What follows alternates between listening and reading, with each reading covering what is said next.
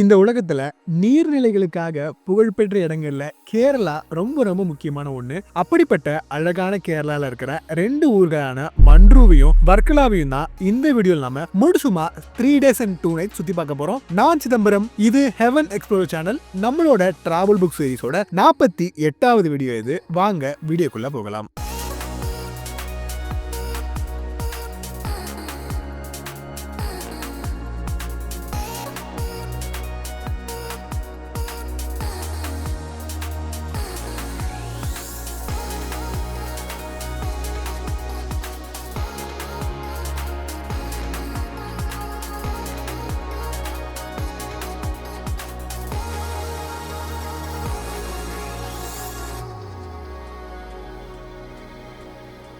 மன்ரூ கேரளாவில் இருக்கிற கொல்லம் மாவட்டத்தில் அமைஞ்சிருக்கிற இந்த ஊருக்கு நாங்கள் சென்னையிலேருந்து ட்ரெயின் மூலமாக தான் கிளம்பணும். முந்தின நாள் நைட் சென்னையிலேருந்து கிளம்பின நாங்கள் அடுத்த நாள் காலையில் கொல்லம் ரயில்வே ஸ்டேஷனை ரீச் பண்ணிட்டோம். நீங்கள் ட்ரெயின் இல்லாமல் ஃப்ளைட்டில் மன்ரூ ரீச் பண்ணணும்னு நினச்சிங்கன்னா மன்ரூக்கு பக்கத்தில் இருக்க ஏர்போர்ட் 83 கிலோமீட்டர் தூரத்தில் இருக்கிற திருவென்றம் ஏர்போர்ட். கொல்லம்ல இருந்து இந்த வண்டியில் கிளம்பின நாம பிரேக்ஃபாஸ்ட் சாப்பிட்டு முடிச்சுட்டு மன்ரூக்கு போகிற வழியில் முதல்ல ஒரு முக்கியமான இடத்துக்கு தான் போனோம். அந்த இடத்தோட பேரு சாம்பிரானிக்கோடி. இது ஒரு போட்டிங் ஸ்பாட் அண்ட் இது எந்த அளவுக்கு சூப்பரான ஸ்பாட்டுங்கிறத வீடியோல நீங்க பார்க்கும்போது உங்களால புரிஞ்சுக்க முடியும்.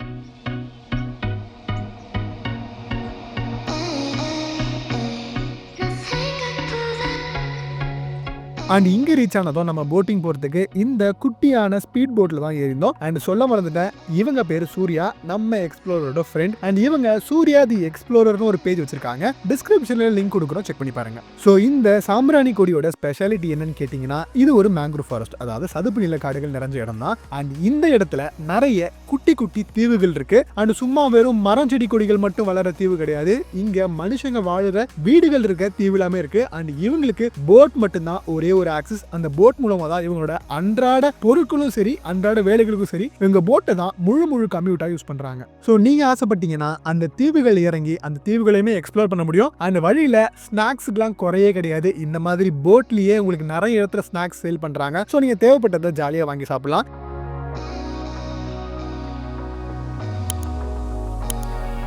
எங்களுக்கு டைம் அடுத்த இடத்துக்கு போகிறதுக்கே கரெக்டாக இருக்குது அப்படிங்கிறதுனால அந்த தீவை பெருசாக எக்ஸ்ப்ளோர் பண்ணல. அண்ட் அடுத்ததான் நாங்கள் போனது இந்த ஜெட்டிக்கு தான்.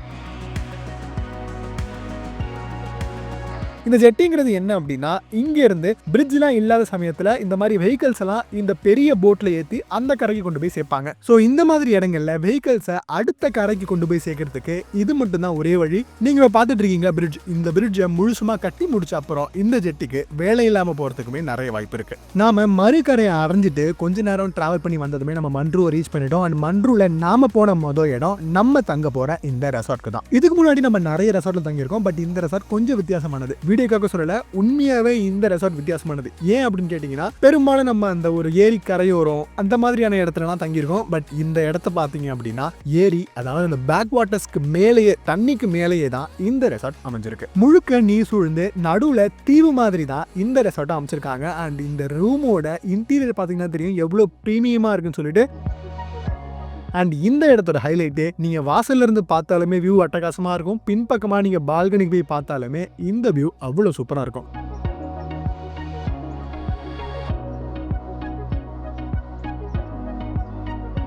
இந்த அழகான ரெசார்ட்டோட ஏரியல் ஷாட் உங்களுக்காக.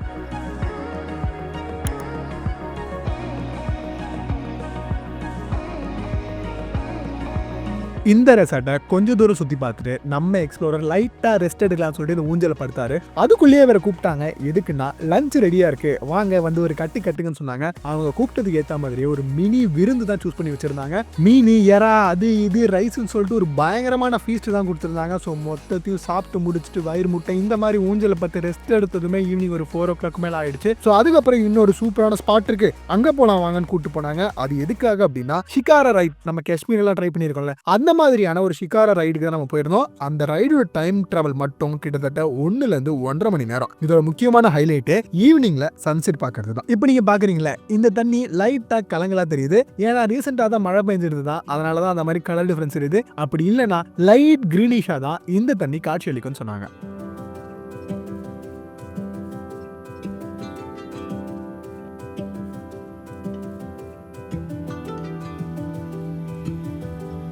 இப்ப நாம இந்த ஷிக்காரா போட்ல போயிட்டு இருக்க இடமுமே மேங்க்ரூவ் ஃபாரஸ்ட் தான். இந்த இடத்துல நடுவுல இந்த மாதிரி குட்டி குட்டி திட்டுகள்ல மரம் செடி கொடிகள்லாம் வளர்ந்துருந்தது. அப்படிதான் பொறுமையா இந்த அழகையும் இயற்கையும் ரசிச்ச மாதிரியே நம்ம இந்த ஷிக்காரால போயிட்டு இருந்தோம். கொஞ்ச நேரம் இந்த அழகான நீர்நிலையில பயணிச்சிட்டு இருந்த நாம போட்டு ஒரு மாதிரி போகுதுன்னு சொல்லி லைட்டா சந்தேகப்பட்டோம். ஏன்னு கேட்டீங்கன்னா ஒரு பெரிய மரத்தை முட்டுற மாதிரியே இந்த போட் போயிட்டு இருந்தது.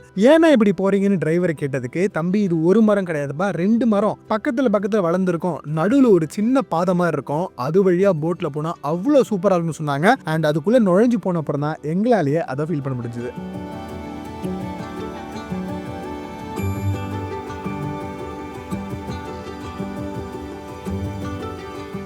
ஸோ இப்படி அந்த மேங்க்ரூவ் ஃபாரஸ்ட்டுக்குள்ளே இருந்த சந்து பொந்துலெல்லாம் போட்டில் நுழைஞ்சி வந்த அப்புறம் நம்மளை ஒரு இடத்துல இறக்கி விட்டாங்க. அண்ட் அந்த இடத்துல தண்ணி ரொம்ப ரொம்ப ஆழம் கம்மியாக தான் இருந்தது. ஸோ அந்த இடத்துல மேங்க்ரூவ் வாக்கிங் அலோவ் பண்ணுவாங்க. தண்ணி இந்த மாதிரி கம்மியாக இருக்கும்போது நம்ம எக்ஸ்ப்ளோரர் மாதிரி நீங்களுமே அந்த இடத்துல இந்த மாதிரி நடந்து என்ஜாய் பண்ண முடியும். பட் இதே நினப்பில் இந்த எல்லா இடத்துலையுமே தண்ணி இதே அளவு தான் இருக்கும்னு நினச்சி இறங்கிடாதீங்க. சில இடங்கள்ல, அதாவது உங்கள் கூட வர அந்த டிரைவருக்கு மட்டும்தான் அந்த மாதிரி இடங்கள்லாம் தெரியும். அந்த இடத்துல மட்டும்தான் ஆழம் கம்மியாக இருக்கும். அங்கே தான் நீங்கள் இந்த மாதிரியான ஆக்டிவிட்டி ட்ரை பண்ண முடியும். சோ கொஞ்ச நேரம் நடந்து முடிச்சுட்டு திரும்ப போட்ல ஏறி நம்ம ரிட்டர்ன் ஆக ஸ்டார்ட் பண்ணோம். அப்ப லைட்டா ட்ரிசில் ஆக ஆரம்பிச்சது. ஸோ சன்செட்ல ட்ரிசில் ஆச்சுன்னா என்ன வரும்? ரெயின்போ. எஸ், எங்களாலையுமே அந்த அழகான ரெயின்போவை பார்க்க முடிஞ்சது. அந்த ரெயின்போவோட காட்சிகள் உங்களுக்காக. நம்ம இந்த ஷிக்காரால பயணிச்சுட்டு இருந்த அதே நேரத்துல நிறைய பேர் போட்ல போயிட்டு இருந்தாங்க. பட் நம்மள மாதிரி அவங்க அவ்வளவு எக்ஸைட் ஆகவே இல்லை. ஏன்னா அது அவங்களோட அன்றாட வாழ்க்கை. மீன் பிடிக்கிறதுக்கும் மற்ற இடங்களுக்கு போறதுக்கும் இங்க வாழ்றவங்க இங்க இருக்கிற இந்த படகுகளை தான் பயன்படுத்துறாங்க.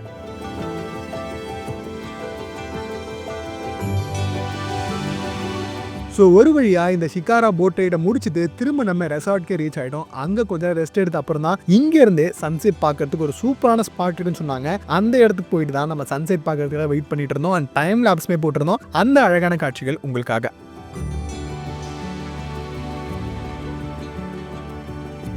அங்கே அவங்க கொடுத்த டீயும் ஸ்நாக்ஸும் இந்த சன்செட்டும் சுற்றி இந்த நீர்நிலைகளும் இருந்து இந்த மாலை வேலையை அனுபவிக்கிறதுக்கு அவ்வளோ அழகாக இருந்தது. இந்த அழகான சன்செட்டில் நேரத்தை செலவழித்து முடிச்சதுமே டின்னர் ரெடின்னு சொன்னாங்க. சப்பாத்தி, சிக்கன் கிரேவி எல்லாத்தையும் சாப்பிட்டு முடிச்சுட்டு நைட்டில் இந்த ரெசார்ட் எப்படி காட்சி அளிக்கிறது பார்க்கறதுக்காக தான் வந்திருந்தோம். அண்ட் இந்த ரெசார்ட்டோட அழகான இரவு காட்சிகள் உங்களுக்காக. அண்ட் இதோட நம்ம டே 1ஓட எண்டுக்குமே வந்துட்டோம். டே 2 காலையில் 5:45 கிளப்பி நம்மள ஒரு முக்கியமான இடத்துக்கு தான் கூட்டு போனாங்க. எதுக்கு அப்படின்னா கெனாயிங் பண்றதுக்காக.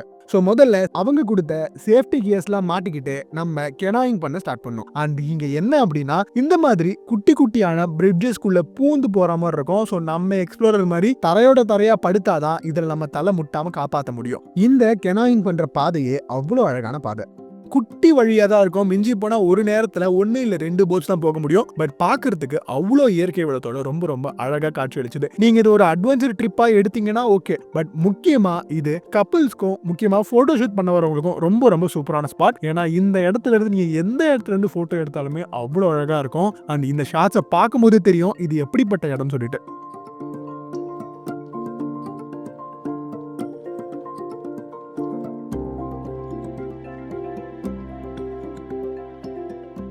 இவ்வளோ வெடிகாலம் கிளம்புனது எதுக்குன்றது நிறைய பேருக்கு தெரிஞ்சிருக்கும். எஸ், சூரிய உதயத்தை பார்க்கறதுக்காக தான். இந்த நீர் சூழ்ந்த இடத்துல அன்றாட வாழ்க்கைகளை பார்த்துட்டு இருக்கிற இந்த மீன் பிடிக்கிறவங்க கூடவே பயணிச்சு கொஞ்ச தூரம் இந்த பிரம்மாண்டமான ஓப்பன் ஸ்பேஸை ரீச் பண்ணதுமே அங்கிருந்து நாங்க பார்த்த அந்த சூரிய உதயம் இதுதான்.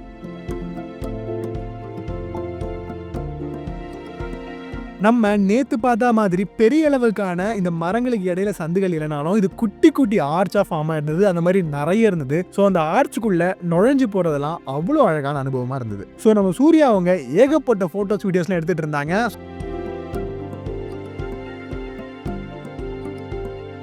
அண்ட் நாங்கள் போயிட்டு இருந்த இடத்துல நிறைய பேர் கயாக் பண்ணுறது எங்களால் பார்க்க முடியுது. நீங்கள் ஆசைப்பட்டீங்க அப்படின்னா நீங்கள் கயாக்மே ட்ரை பண்ண முடியும். இந்த அழகான சூரிய உதயத்தை பார்க்கும்போது எனக்கு கவிப்பேரரசு வைரமுத்து அவர்களோட வரி தான் வந்தது. ஒரு பனித்துளி சூரியனை பார்த்து பாடுற மாதிரியான சில வரிகளை கவிப்பேரரசு அவர்கள் எழுதியிருப்பாங்க. சூரியன் வந்து வாவெனும் போது என்ன செய்யும் பனியின் துளி, கோடி கையில் என்னை கொள்ளையிடு, கோடி கையில் என்னை அள்ளியிடு, அன்பு நாதனே நீ அணிந்த மோதிரம் வளையலாகவே துரும்பென இழைத்தேன், அந்த மோதிரம் ஒட்டியானமாய் ஆகும் முன்னமே அன்பே அழைத்தேன். இப்படிப்பட்ட கவிப்பேரரசோட அழகான வரிகள் அமைஞ்ச பாடல் எந்த பாடலும் தெரிஞ்சதுன்னா கமெண்ட்ல மென்ஷன் பண்ணுங்க. சோ இந்த சூரிய உதயத்தையும் இந்த மாதிரியான இயற்கையா அமைஞ்ச ஆர்ச்சிகளையும் முழுக்க முழுக்க அனுபவிச்சுட்டு ரிட்டர்ன் போயிட்டு இருக்கும்போது நம்மளோட எக்ஸ்ப்ளோரரோட வீரத்துக்கு ஒரு சோதனை வந்தது. என்னன்னு கேட்டீங்கன்னா, நம்ம வரும்போது பார்த்தோம்ல சின்ன சின்ன பிரிட்ஜஸ்க்கு அடியில பூந்து போட் போச்சுன்னு சொல்லிட்டு. சோ இப்படி அந்த போட் நுழைஞ்சு போகும்போது அடியில இல்லாம அந்த பிரிட்ஜை கடந்து அந்த பக்கமா வரணும்னு நம்ம எக்ஸ்ப்ளோருக்கு ஒரு டாஸ்க் கொடுத்தாங்க. சோ தாவுடா தாவுன்னு சொல்லிட்டு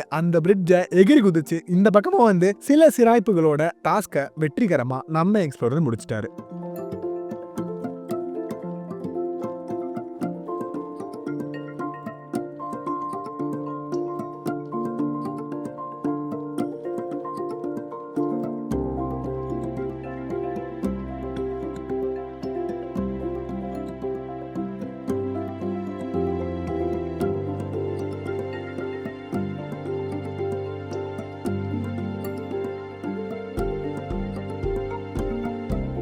இன்னும் கொஞ்ச நேரம் இந்த சதுப்பு நில காடுகள் முழுசுமா சுத்தி வந்த அப்புறம் நம்ம நேத்து போன மாதிரி வாக் பண்ண முடிஞ்ச இடம் ஒண்ணு வந்தது. அந்த இடத்த நம்ம எக்ஸ்ப்ளோர் 2 பேரும் இறங்கி கொஞ்ச நேரம் நடந்து அலைஞ்சிட்டு இருந்தாங்க. முக்கியமா சொல்லணும் அப்படின்னா இந்த இடத்துல நம்மளால ஏகப்பட்ட பறவைகளை பார்க்க முடிஞ்சது. நீர்க்கோழி, கழுகு, பருந்துன்னு ஏகப்பட்ட வகையான பறவைகள் இங்க இருந்தது. அண்ட் அதோட இயற்கையான சத்தமே கேட்கறதுக்கு காதுகளுக்கு அவ்வளவு இனிமையா இருந்தது.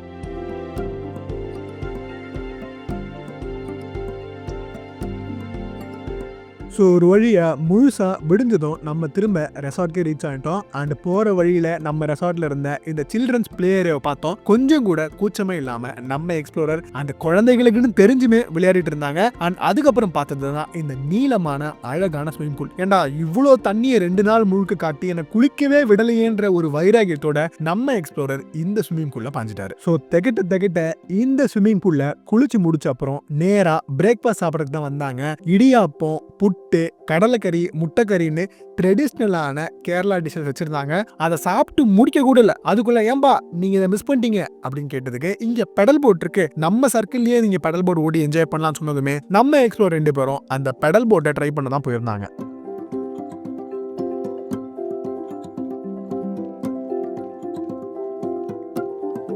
ஸோ அந்த ஆக்டிவிட்டியை முடிச்சுட்டு செக் அவுட் பண்ணுறதுக்கு முன்னாடி இந்த ரெசார்ட்ல வேற என்னென்னலாம் இருக்குன்னு பார்க்கறதுக்காக போயிருந்தாங்க. அப்படி பார்க்கும்போது தான் இந்த பிரம்மாண்டமான ஒரு ஹால்மே இங்கே இருந்தது. ஸோ நீங்கள் ஃப்ரெண்ட்ஸ் கேங்காக வரீங்க, இல்லை ஒரு ஆஃபீஸ் கெட் டுகெதர் மாதிரி வரீங்க அப்படின்னா இந்த இடத்த நீங்கள் சூப்பராக யூஸ் பண்ணிக்க முடியும். அண்ட் இது மட்டும் இல்லாமல் வித்தியாசமான நிறைய ஸ்டேஸ்மே இவங்க வச்சிருக்காங்க. இந்த மாதிரி முழுக்க கட்டையிலேயே செஞ்ச ட்ரெடிஷ்னலான கேரளா ஹவுசஸ்மே இங்கே இருக்கு. ஸோ நீங்கள் ஆசைப்பட்டீங்க அப்படின்னா இதெல்லாம் கூட உங்களால் ட்ரை பண்ண முடியும். இந்த ரெசார்ட்லேருந்து செக் அவுட் ஆகிட்டு அடுத்ததான் நம்ம போனது வேர்ல்டு ஃபேமஸான ஒரு இடம் தான். அந்த இடத்தோட பேரு ஜடாயு எர்த் சென்டர். இந்த இடம் மலைக்கு மேல அமைஞ்சிருக்கு. அண்ட் 2 விதமா நீங்க அந்த உச்சியை அடைய முடியும். ஒன்னு இந்த கேபிள் கார், இன்னொன்னு நீங்க நடந்து போனா. நம்ம எக்ஸ்ப்ளோரர்ஸ்லாம் ரொம்ப டயர்டா இருந்தாங்க. ஸோ ரோப் கார்ல தான் இந்த உச்சியை அடைஞ்சாங்க.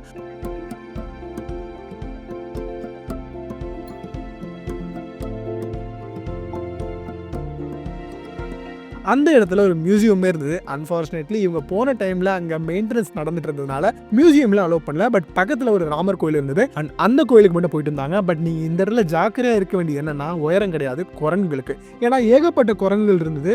ஸோ நீங்க ஜாக்கிரதையா போயிட்டு வாங்க. இந்த ஜடாயு சிலையை பத்தி பார்த்தோம் அப்படின்னா, இதோட நீளம் 200 அடி, அகலம் 150 அடி. அண்ட் இது அமைதிருக்கிற இடம் சதயமங்கலம் அப்படிங்கிற ஒரு இடம் கொல்லம் டிஸ்ட்ரிக்ட்ல இருக்கிற இந்த இடத்த ராமாயண குறிப்புகள் படி பார்த்தீங்க அப்படின்னா, சீதையை ராவணன் கடத்தி போகும்போது அவங்களை காப்பாத்துறதுக்காக ஜடாயு வந்தாங்க. அப்ப ஒரு ரெக்கையை வெட்டினதுமே பறக்க முடியாம ஜடாயு விழுந்தது இந்த இடம்னு கருதப்படுது. அதனாலதான் ஜடாயுக்கு இந்த இடத்துல இந்த சிலையை எழுப்பியிருக்காங்க. சோ இந்த இடத்த முடிஞ்ச அளவுக்கு சுத்தி பார்த்துட்டு கேபிள் கார்ல திரும்ப கீழே ரீச் ஆனதுமே நம்ம டிராவல் பண்ணி அடுத்ததா போன இடம் தான் வர்க்கலா. போற வழியில லஞ்சை முடிச்சுட்டு ஈவினிங் போல நாம இந்த ரெசார்ட்டை தான் ரீச் பண்ணோம். அண்ட் இந்த ரெசார்ட் அமைஞ்சிருக்கிறது வர்க்கலாவோட அந்த மெயின் அட்ராக்ஷன் அந்த கிளிஃப்லயே தான் அமைஞ்சிருக்கு. வெளியே வந்து இந்த ஸ்விம்மிங் பூல் பக்கத்துல இருந்து பார்த்தாலே இந்த வர்க்கலாவோட கிளிஃப் வியூ உங்களுக்கு சூப்பரா தெரியும்.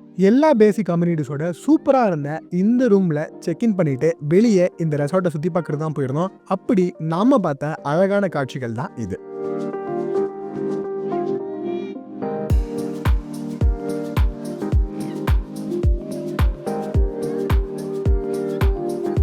ஸோ இந்த ஈவினிங் டைமில் வர்க்கலால நாம போன இடம் பீச்சுக்கு தான். அந்த பீச்சோட பேரு பிளாக் சாண்ட் பீச்.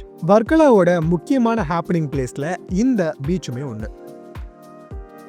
இந்த பீச்சோட தனித்துவத்துக்கு இது அமைஞ்சிருக்கிற இடம் ஒரு முக்கியமான காரணமா இருந்தாலும் இந்த இடத்துக்கு வர பலதரப்பட்ட மக்கள் இதை இன்னுமே மெருகேற்றுறாங்க. நம்ம இந்த பீச்சுக்குள்ள நுழைஞ்ச உடனே ஒரு கேங் ஆஃப் பசங்க வாலிபால் விளையாடிட்டு இருந்தாங்க. ஸோ நம்ம எக்ஸ்ப்ளோரரும் அவங்க கூட சேர்ந்து விளையாடிட்டு இருந்தாரு. அந்த நேரத்துல தான் இந்த பீச்ல மற்ற என்னெல்லாம் நடக்குதுங்கிறத நாங்க பார்க்க ஆரம்பிச்சோம்.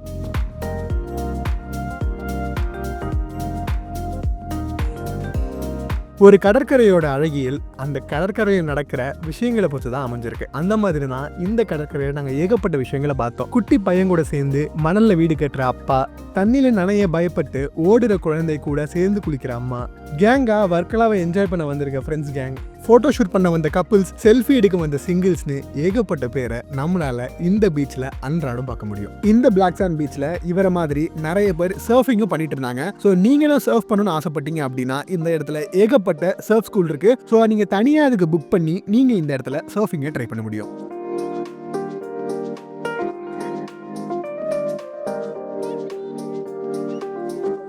இப்படிப்பட்ட பலவிதமான ஜனக்கூட்டம் கூட கொஞ்ச நேரம் இருந்துட்டு நம்ம இந்த வர்க்கலாவோட முக்கியமான அந்த கிளிஃப்ல தான் வாக்கிங் போக ஸ்டார்ட் பண்ணோம். இப்போ நீங்க பாக்குற இந்த பாதை அந்த கிளிஃபோட முனையில தான் அமைஞ்சிருக்கு. பட் இதுதான் அங்க இருக்க மெயின் ஸ்ட்ரீட். ஏன்னா இதை சார்ந்துதான் இங்க இருக்கிற மொத்த கடைகளுமே அமைஞ்சிருக்கு. நேரம் ஆக ஆக கொஞ்சம் கொஞ்சமா சூரியன் மறையும் போது இந்த மொத்த இடமுமே ஒளி பிம்பமா காட்சியளிக்க ஆரம்பிச்சது. இது எல்லாமே ஒரு விதமான மஞ்சள் கலர் அதிகமா இருக்க லைட் யூஸ் பண்றாங்க. ஸோ அதை பார்க்கறதுக்கு கண்ணுக்கே அவ்வளோ அழகா காட்சியளிக்குது. ஸோ கொஞ்ச நேரம் நடந்து இந்த அழகான இடங்கள்ல இருந்துலாம் இந்த காட்சிகளை பார்த்து முடிச்சுட்டு இன்னும் கொஞ்ச நேரம் நடந்து போனதுமே இந்த இடம் முழுசுமாவே இருட்டிருச்சு. அண்ட் மொத்தமே இந்த வர்க்கலா வைப் மோடுக்கு போயிடுச்சு. இந்த ஸ்டெச்சில் ஏகப்பட்ட சொவினியர் ஷாப்ஸ், முக்கியமா ஹோட்டல்ஸ் நிறையவே இருக்கும். அண்ட் வித்தியாசமான சீ ஃபுட்ஸ் எல்லாமே நீங்க ட்ரை பண்ணலாம். அப்படித்தான் நாங்க இந்த ஹோட்டலுக்கு நுழைஞ்சோம். ஒரு நல்ல வியூ தெரிகிற மாதிரியான சீட்டிங் பிடிச்சி உட்காந்தோம். பட் லைட்டா ட்ரிசில் ஆக ஆரம்பிச்சது. ஸோ மறைவான ஒரு இடத்துக்கு போயிட்டு பேசிக்கா இருக்கிற மாதிரி பீட்சா, சில்லி சிக்கன் மற்ற எல்லாமே ஆர்டர் பண்ணிட்டு ஜூஸஸோட நாங்க இங்க டின்னர் முடிச்சோம்.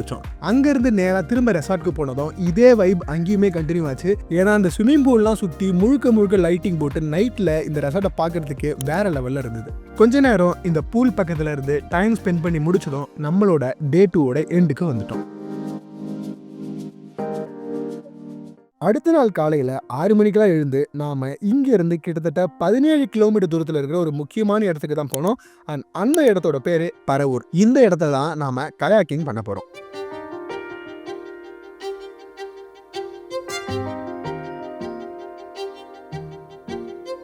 இந்த கயாக்கிங்கோட டிராவலிங் டைம் மட்டும் கிட்டத்தட்ட 1.5 மணி நேரம். பட் உங்களுக்கு கயாக்கிங் தெரிஞ்சிருக்கும்ன்ற அவசியமே கிடையாது. ஏன்னா அவங்களே உங்களுக்கு ப்ராப்பரா எப்படி கயாக் பண்ணணும், அதாவது பேசிக்கா ரைட் எப்படி எடுக்கணும், லெஃப்ட் எப்படி எடுக்கணும், முன்னாடி போகிறது பின்னாடி போகிறது பேசிக்கா எல்லாமே உங்களுக்கு சொல்லி கொடுத்துருவாங்க. ஸோ அந்த பேசிக்ஸ் எல்லாத்தையும் கற்றுக்கிட்டு சேஃப்டி ஜாக்கெட்ஸ்லாம் மாட்டிக்கிட்டு அடுத்த 1.5 மணி நேரம் இந்த மேங்க்ரூவ் ஃபாரஸ்ட்டில் கயாக் பண்ணி தான் நேரத்தை செலவிட போகிறோம். பெரும்பாலான இடத்துல கயாக் பண்ற மாதிரி ஒரு பெரிய நீர்நிலையை சுத்தி வர மாதிரியான கயாக்கிங் இது கிடையாது. இங்க நிறைய விதமான பாதைகள் இருந்தது. முதல் நம்ம இந்த மாதிரி பெரிய ஓப்பன் ஸ்பேஸ்ல கயாக் பண்ண ஆரம்பிப்போம்.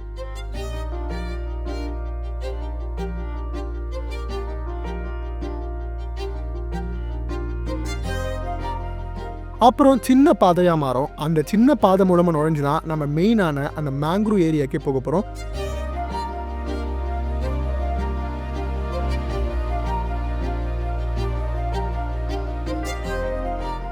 கிட்டத்தட்ட அந்த ஏரியா மட்டும் 2 கிலோமீட்டர் தூரத்துக்கு பறந்து விரிஞ்சிருக்கு.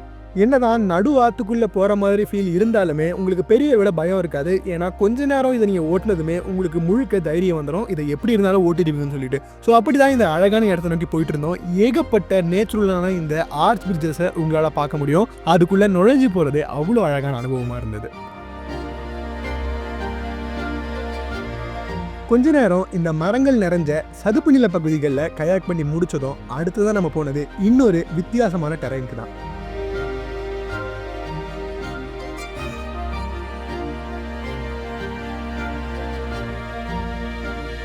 பெரிய பெரிய புதர்களை ஆர்டரா அடுக்கி வச்ச மாதிரி ஏரியல் ஷாட்ல காட்சி அளிக்கிற இந்த இடம் தான் நாங்க கயாக் பண்ணி அடுத்ததா போனது. நீங்க ஃப்ரெண்ட்ஸ் கேங்கெல்லாம் வந்தீங்க அப்படின்னா அந்த ஒளிஞ்சு விளையாட ஓடி பிடிச்சி, அதாவது கயாக்ல ஓடி பிடிச்சி விளையாட இது ரொம்பவே சூட்டபுளான இடமா இருக்கும். அண்ட் பாக்குறதுக்குமே எவ்வளவு சேலஞ்சிங்கா இருக்குன்னு பாருங்க. ஸோ நீங்க வளைஞ்சு நெளிஞ்சு தான் இந்த இடத்த கடந்துவே உங்களால போக முடியும். ஸோ இப்படிப்பட்ட அட்வென்ச்சரான கயாக்கிங்கை முடிச்சு நீங்கள் திரும்ப ரிட்டர்ன் ஆகிடலாம். பட் இல்லைங்க, எனக்கு கயாக்கிங் அவ்வளோ இன்ட்ரெஸ்ட் இல்லை, யாராவது ஓட்டினா தான் வாட்டப்படும், 2 மணி நேரம்லாம் என்னால் ஓட்ட முடியாது நினச்சிங்க அப்படின்னா உங்களுக்காக இருக்கவே இருக்குது நம்ம ஆல்ரெடி ட்ரை பண்ண இந்த மாதிரியான போட்ஸ். ஸோ இதை ஓட்டுறதுக்கு ஆள் வருவாங்க. நீங்கள் இந்த மாதிரி என்ஜாய் பண்ணி மட்டும் இந்த போட்டில் உங்களால் போக முடியும். அண்ட் ஃபோட்டோ ஷூட்க்கு ரொம்ப ரொம்ப பெஸ்ட்டாக இருக்கும். ஸோ இந்த அட்வென்ச்சர் ஆக்டிவிட்டிலாம் முழுசுமாக முடிச்சுட்டு நாம் திரும்ப நம்ம தங்கியிருந்த ரெசார்ட்கே வந்துட்டோம். அண்ட் அங்கேருந்து பார்க்கும்போது தான் தெரிஞ்சது அந்த இடத்துல பேரா மோட்டரிங்லாம் பண்ணிட்டு இருந்தாங்க. அந்த ஆக்டிவிட்டியோட ட்ரோன் ஷாட்டும் நம்ம தங்கியிருந்த ரெசார்ட்டோட ட்ரோன் ஷாட்டும் உங்களுக்காக.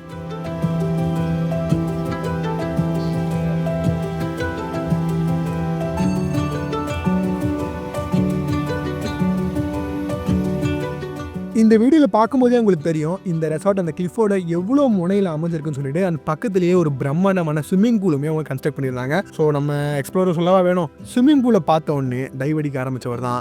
எவ்வளோ நேரம் குளிச்சாரு, எவ்வளோ நேரம் அங்கே இருந்தாருன்னு அவருக்கு மட்டும்தான் தெரியும். ஸ்விம்மிங் பூல்லேருந்து வந்து ஃப்ரெஷ் அப் ஆகிட்டு கொஞ்ச நேரம் ரெசார்ட்டை சுற்றி பார்த்துட்டு நமக்காக புஃபே பிரேக்ஃபாஸ்ட் ரெடி பண்ணி வச்சுருந்தாங்க. ஸோ அதெல்லாம் சாப்பிட்டுட்டு செக் அவுட் பண்ணதுமே நாம் அடுத்ததாக ஒரு ஹிஸ்டாரிக்கல் பிளேஸை நோக்கி தான் நம்மளோட பயணத்தை தொடரணும். அப்படி நாங்கள் பயணம் பண்ணி போன அந்த இடத்தோட பேர் அஞ்சதெங்கு ஃபோர்ட். கிபி 1600களோட இறுதி காலகட்டத்தில் பிரிட்டிஷ் ஈஸ்ட் இந்தியா கம்பெனி தன்னோட பெர்மனன்ட் போஸ்ட்டை மலபார் கோஸ்ட்ல இந்த இடத்துல தான் கன்ஸ்ட்ரக்ட் பண்ணாங்க.